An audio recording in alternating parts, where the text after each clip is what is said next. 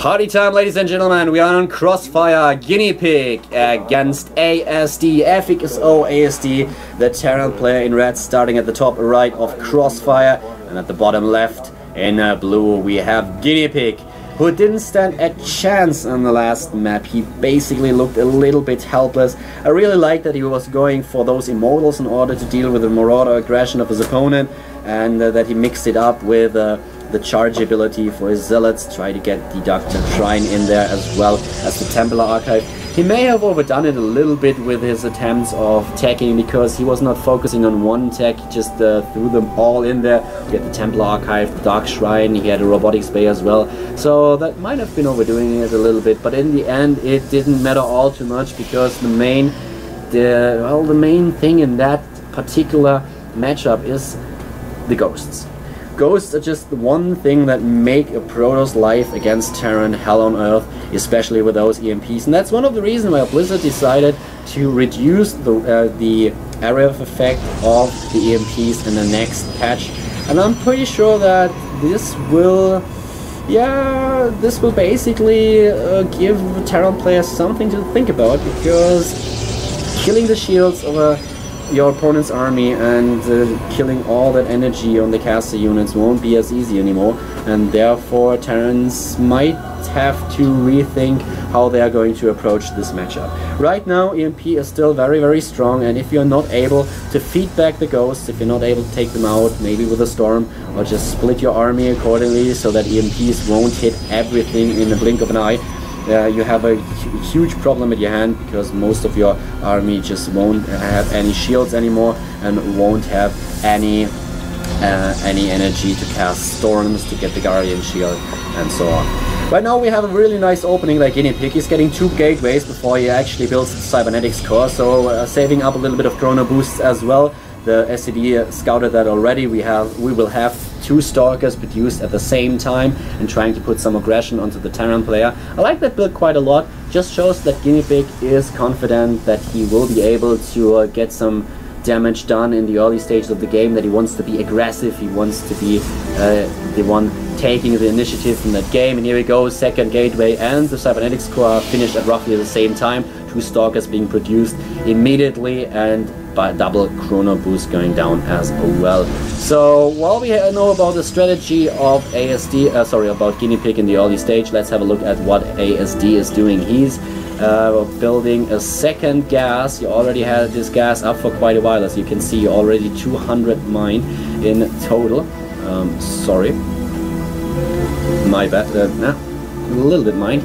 Was able to get that factory out fairly soon. And yeah, we have the bunker. The bunker just in order to repel those 2 Stalkers, and that bunker will be up in time, so basically he's able to negate any aggression that the Protoss player might throw at him. But with a factory, I expect that we are going to see the starport very, very soon. Where is it? Here we go. And of course an add-on for the factory as well. Going for the Hellion. Going for the Hellion, and at the same time we had those 2 Stalkers just poke up the ramp. They saw that there was a bunker in place and decided, okay, well, probably not the best idea to approach the Terran player any further, not risk losing the Stalkers. So yeah, double gas for GuineaPig right now, double gateway, as the Cybernetics core researching the warp gate technology, and of course getting that 2nd base, getting that nexus, that 2nd nexus right now. And we have another look into the main base. There's that medevac. Okay, so he's going for a drop with Hellions. I'm actually a little bit surprised that we don't see him going for a reactor to get those Hellions out a little bit faster, or maybe even for a tech lab in order to get Blue Flame upgrade as well. But with the timing that he uses right now, he will be able to squeeze out another Hellion before the medevac pops out, and then starting to drop his opponent. We have the robotics being built for GuineaPig already, and he just needs to change his style a little bit. The last game was not all too successful. He was trying to get a 3-base expansion. He didn't have all too many scouting information about what was happening in the Terran player's base, so he needed to just prepare for the eventuality of an early push, and that's basically exactly what is happening right now as well. I mean, we can have a quick look into the main base. He doesn't know anything at all. He knows about the bunker, but besides that he has no idea what the Terran player has been planning. He doesn't know if there is actually going to be a fast expansion, if there's going to be a push on 2 or 3 barracks or some tech going on. We already have the first reactor being built, and there's that Banshee after factory and starport have been equipped with a tech lab. So no cloak, but Banshee, and of course another tank is being produced. This is a decent 1-1-1 build. You can just go for a very, very powerful push. At the same time, we have a kind of offensive pylon by GuineaPig at the same time behind the minerals at the nutshell. And here we go. Here we go with the first Hellions trying to kill some of these probes. And GuineaPig is reacting quite fast. He's able to deny all too much damage, but four of the probes have been killed. 6 workers in total so far for ASD. And once again, 2 more gateways, an Immortal being squeezed out with another Chrono Boost. So look at the Terran player's base. He's just preparing for that 1 barracks push. A lot of Marines, no upgrades, no stim, no combat shield. He already has the first Banshee, gets the second one, and has the siege tanks in the mix as well, not getting the siege tank upgrade. This is going to be a really, really well-timed push, and we need to take another look at the economy of both players right now. We have GuineaPig with 33 supply against 28. He's not overcommitting to his economy. He has a lot of chrono boosts left at his nexus at the natural expansion, and is now getting another 2 gateways. So that makes it 6 gateways. Chrono boosting that Immortal occasionally will surely help and get enough of them out in time to be able to deal with the aggression of his opponent. And I'm not too sure if ASD is actually able to go through this push. Time will tell. 78 supply against 68. There's one thing we should mention about this map. If you can set up siege tanks quite comfortably over here, and later on you can move down. So you will always have that ability to put a lot of pressure onto the Protoss player. By the way, in case you didn't notice, that pylon over there has been spotted and killed. That's why GuineaPig is currently supply blocked. And here we go. Here's that push. That Stalker is dead. And let's have a look at the army supply before those 2 armies approach. Oh, too late. Here we go. 2 force fields put an end to that push for now. And that's one of the things that really characterizes Crossfire. You can delay the push of a Terran player, the push of any race, fairly easily by just placing down force fields, and that's exactly what he needs to do right now. There are those force fields, beautiful placed, but that tank is able to get a lot of damage done. Marines are being killed, but at the same time dashing out a lot of damage, 27 of them. There are three Immortals, and here you can see he's trying to split the army. Yes, 1 nice force field. Let's have another look at the army supply. 37 against 64, and somehow GuineaPig just needs to try to stop this push, and this is not an easy task, not an easy thing to accomplish. 84 against 94 supply right now. GuineaPig definitely with a better economy, but will it do him any good? There are those Marines. The Marines are just moving in. Force fields being placed. There are the 3 tanks, 4 tanks being sieged up in the back, and immediately those Immortals are trying to focus them down. The first one is dead, but the second and the third one are just killing all there is with the Protoss players' army. 52 supply for GuineaPig, 74 for ASD, moving in with those 3 Banshees as well. They're doing an awesome job, and now the pressure is on. A lot of siege tanks now able to attack the Nexus as well. They are in range from the main base of the Terran player. Additional units are just streaming in right now. The Nexus is down. ASD might just be able to take out GuineaPig with 2-0 in this best of 3. The rest of the units in the back is currently being attacked as well. Will GuineaPig be able to come back in this match? I certainly doubt it. He's losing everything. Losing his probes, is down to 21 against 21 probes, and here comes the Protoss player once again with his force fields. But those Banshees are really doing a number on sentries and Stalkers alike. There are way too many of them. Both Stalkers die. The Banshees don't have a problem at all at taking down the sentries as well. And now the Terran player moves up the ramp in order to finish what he started. 22 supply for GuineaPig and 84 for his opponent. ASD is taking that best of 3 series with 2-0, doing an awesome job at eliminating GuineaPig out of the first round of the Code A. Job well done. That 1-1-1 build proved to be way too much for GuineaPig. ASD taking the series with 2-0. Okay guys, so that was the second best of 3. We have the first match that ended 2-1 in favor of Yu-Gi-Oh!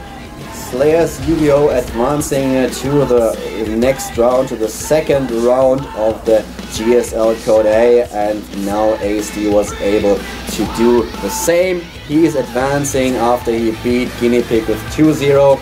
Once again, I want to remind all of you guys there are 2 streams. It's not only me casting for you, it's also Doa and Wolf on the other stream, and if you want to open 2 GOM players, you can do so by pressing F5. If you have one of the GOM players active, you can also just click on the preferences, and then on the preference screen check allow multiple instances of GOM player to be opened. As you can see right now on your screen, that's how you do it. Step 1, step 2, and this is exactly what you need to do if you want to watch not only the games being casted by me, by Caldo, but also the games by Doa and Wolf. Follow at GOMTV on Twitter, and you can of course also follow my personal Twitter, which is at Caldo on Twitter. You can also add me on Facebook, which is CaldoTV. If you use the URL, if you just look for Caldo on Facebook, you will be able to find my Facebook page as well. I'm casting on my own right now. This is the first time that we are trying to do this because there's just a huge amount of games in the Code A in the first round, and we want to provide you with the coverage for all of them. That's why we set up a second stream. We don't have a camera in this smaller studio at the GOMFS right now. We have a little bit of a different setup, which is also why I'm casting on my own and I don't have a partner today. I'm also controlling the screen on my own, which gives me yeah, a little bit more flexibility, but at the same time, of course, it's harder to follow the action on the minimap, to talk about the strategies, about the players, and coordinate everything with the guys behind the scenes. So yeah, I hope that you enjoy the coverage so far. The next time there will probably be a second person streaming with me as well. I don't know for sure, but we'll definitely try to make that happen. We have another game coming up that will be the third game for today, and it's my personal highlight of the day. It's going to be Curious against the STC. A Terran versus Zerg, one of my most favorite matchups because I think that it's a really interesting one. And yeah, the maps will be, the first map will be Belcher Beach, second map will be Antigua Shipyard, and if there needs to be a third game, I certainly hope we will see a third one, that will be Calm Before the Storm, the new GSL map. It's a huge map, and I would love to see a third game on this map because it's, yeah, it's huge. And therefore you can expect an awesome meta game. I want to remind you once again that if you have some feedback not only about this stream but about the other one as well, about the fact that we have 2 streams for you today, always the possibility for you to go to gomtv.net, to the forums, and just, yeah, write us a comment about what you like, what you don't like. You can of course also do that in regards to my casting. There's a stream already where some people have been giving feedback in regards to the recent Arena of Legends streams that we had. So if you have something you want to complain about or something that you really like about my casting, just let me know. I'll try to improve on it as we go. Obviously, as you probably already figured out, I'm not a native English speaker. No, I'm German. English is my second language, and yeah, my active vocabulary is probably a little bit limited when it comes down to casting. I'm trying to improve on that. It's a little bit hard. I'm casting a lot more in English lately, and therefore I hope that with the practice it will get easier for me. Still hope that you enjoyed the last games that we showed you. And yeah, let's talk a little bit about the next game, Zerg versus a Terran. This is just going to be really, really great. You've seen so many really exciting Zerg versus Terran matches in the last weeks and months, and yeah, the Code S final being one of them. That was quite amazing, wasn't it? MVP playing against Nest here. This was an amazing series, and that was also one of the series where we've seen how strong ghosts are later on in the game. It's not only that Protoss players have a hard time facing ghosts in later stages of the of Starcraft 2 matches, but it's also a little bit the same problem for Zerg right now, especially if you go for a bootlord play, and with infestors. Those ghosts are something that we see a lot more the last few weeks and months, because Terran players now tend not to only get 1, 2 or 3 ghosts in order to deal with the infestors and try to get in an EMP. No, we've seen up to 20 or 24 ghosts, and Terran players were just going like crazy. basically sniping the shit out of the Zerg player, sniping the Brood Lords, sniping those Infestors, EMPing everything in their path. And that is something that Zerg players have been struggling with, especially if that game drags on and the Ghosts get the personal cloaking upgrade as well. Then you need some kind of detection if you are a Zerg player. And those Overlords or Overseers, even if you have 2 or 3 of them in your army mix, can be sniped down so damn fast. That's really amazing. So that gives you something to think about if you're a Zerg player. You can also use that frontal growth, of course, in order to reveal cloaked ghosts, but it's still a very hard thing to do. And those matches are just insane. It's a really entertaining matchup. I love it a lot. The STC has a nice record, by the way, against the Zerg. You can check out his stats if you choose to do so on your own, maybe on sc2charts.net, which is an awesome website if it comes down to checking player stats. And there we have him with 67% win ratio against Zerg, which is quite impressive.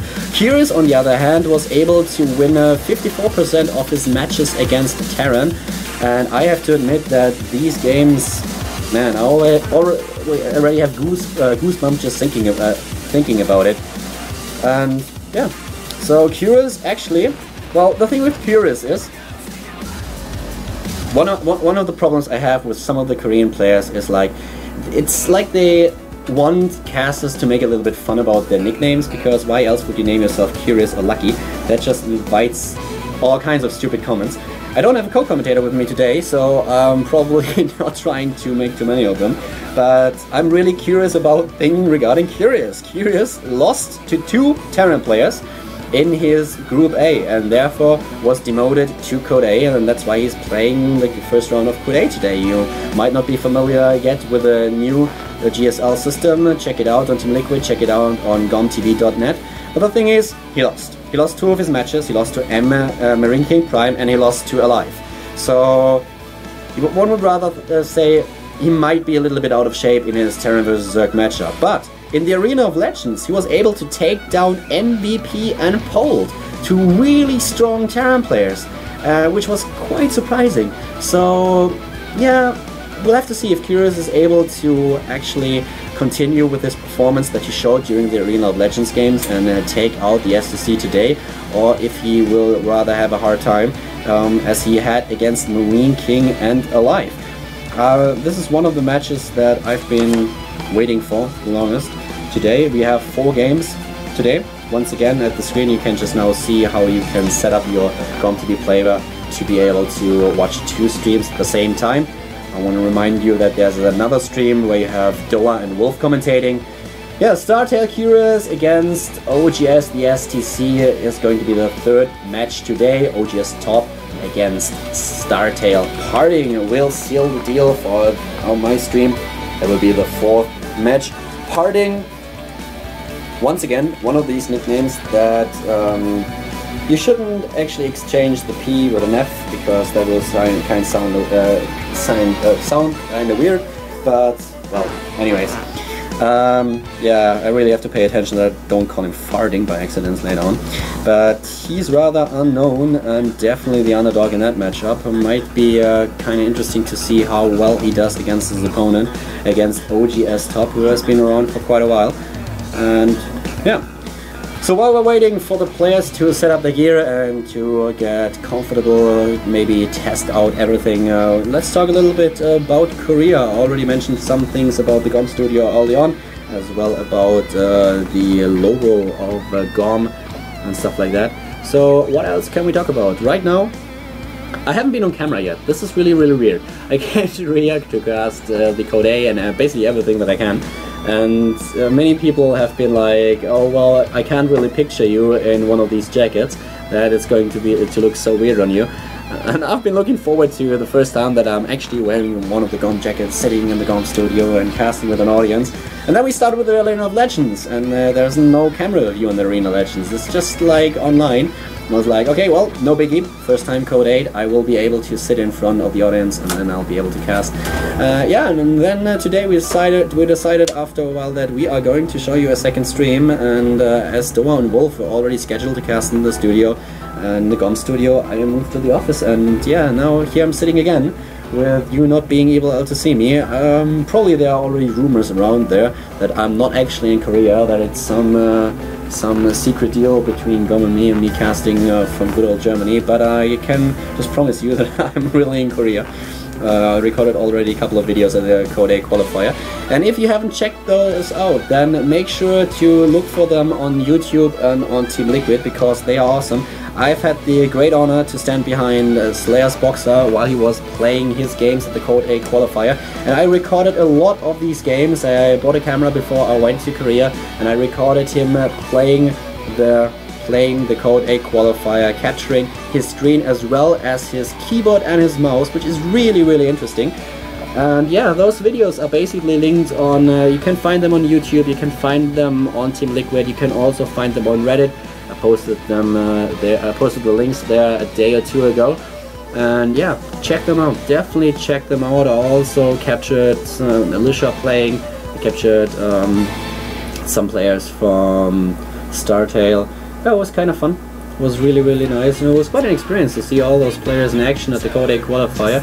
I also have the honor of staying at the GOM house with players like Todd, for example. Todd, a very accomplished Warcraft 3 player, is now getting a lot better in Starcraft 2 as well, and it's really fun to hang out with him. And he's been in Korea for quite a while already. I mean, this time, or he stayed in Korea already in the past for about a year or two, which is quite impressive. He speaks the language quite well. He's obviously not able to talk on the same level as a native speaker, but it's very easy to for him to communicate with Koreans, and this is just one of those things that makes it all so easier for me as well, because I think without him I probably would already have starved. One funny thing that I want to mention as well, when I came to Korea, people already told me that it's kind of difficult to set up certain things, because if you're not a Korean citizen, you need kind of like a Korean security number, and in order to do that, if you're a foreigner, you need to pass all these medical checks and a whole lot of other stuff that I have no idea about, and it's kind of complicated. You need to wait a while. And for me, that was important, because I had to set up a bank account.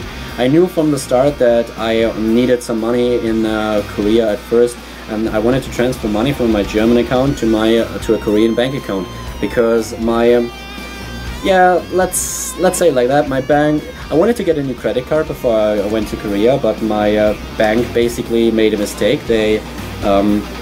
They were a little bit too sloppy, and therefore I was already on my way to Korea when the credit card arrived at my home. So I took some money with me. I could exchange in Korean won, and then I went to Korea. But I didn't really think that it would be all that hard to set up a bank account. John had to help me out with that, and we managed to do that a couple of days ago. Actually, my bank account only exists now for about 4 or 5 days. And at some point I was running out of money, and I couldn't get access to my money in Germany. I was like, oh my god, what am I going to do? And Todd was kind of a lifesaver there, because, well, we've known each other for quite a while. I've mentioned earlier that he's been around for ages. We're playing Warcraft 3. I've been casting for about 10 years now, mostly Warcraft 3. Started with Starcraft after I came back from a year spent in Australia. And yeah, I was really happy that he stayed at the GOM house. He immediately volunteered to borrow me some money, and it was kind of fun. After we set up my bank account, I was finally able to transfer some money to Korea. I immediately paid it back. But that was really helpful. So Todd, I don't suppose that he's listening right now, but the guy's awesome. And he's streaming lately a lot more as well. So if you want to check out how he's doing on the Korean ladder, then definitely watch his stream. You should do that. Support the foreigners a little bit in Korea. I guess if you're listening to this cast right now, you're one of the foreigners yourself. So yeah, check out him playing on the Korean server. He's doing a great job right now, just trying to get accustomed to the strategies of the Koreans. When I started playing on the Korean server myself, I was a master player in Europe, and I decided that, as everybody was just telling me how hard it is to compete on the Korean server, I would try that out on my own. I wanted to lose all the placement matches. I forfeited all of them, left them immediately after I started, because I wanted to start at the bottom of the ladder. And that's exactly what happened. I got placed ranked 99 in a bronze league, which was quite fun. And yeah, I've been playing a while now, streaming these games as well. At the moment I'm in the Platin. I'm top 8 in the Platin League, and I think I'm probably going to advance to Diamond fairly soon, but I have to admit that the level of play in Korea is a lot higher than in Europe. And there are a lot of Platin players who are really good. They have their one base timing pushes down to the last detail. It's been kind of fun. It's been really challenging playing on the Korean ladder. And right now I'm playing a lot of Diamond players. I'm losing about 40 to 50% of my games, I guess. So as soon as I am promoted to Diamond, I guess that I really will have my work cut out for me. It's getting a lot harder lately to win games in the ladder, but my goal would be to achieve Master on the Korean server. A low-level Master on the Korean server would be quite awesome. I'm not sure if I'm really able to do that, because Master players on Korea are really good. Has been quite interesting to watch Todd and others compete in the Master League, and yeah, that's going to be quite a challenge. I'm not quite sure if I'll be able to do that, but at least Diamond. I want to be at least to play Diamond on Korea, and then I'll have a look how I'm going to fare as soon as I come back to Europe. Anyways, Curious just joined the lobby. If you just tuned in, I wanted to just have a quick look at the results we had today so far. Our first match was Slayers Yu-Gi-Oh! Against Minseok. This was Zerg versus Zerg. Yu-Gi-Oh! Was able to take that series with 2-1, losing the second map.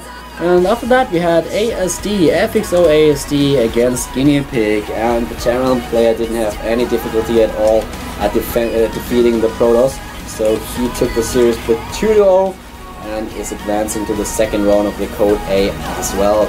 Our next match will be Startail Curious against OGS the STC. I'm Caldo, and I am streaming or commentating the second stream for you today. There's another stream with Doa and Wolf. It's a little bit awkward to cast on my own right now in the GOM office, but nonetheless, I hope that you guys enjoy the show, and countdown is running. Curious against the STC, ladies and gentlemen. It's about to get awesome.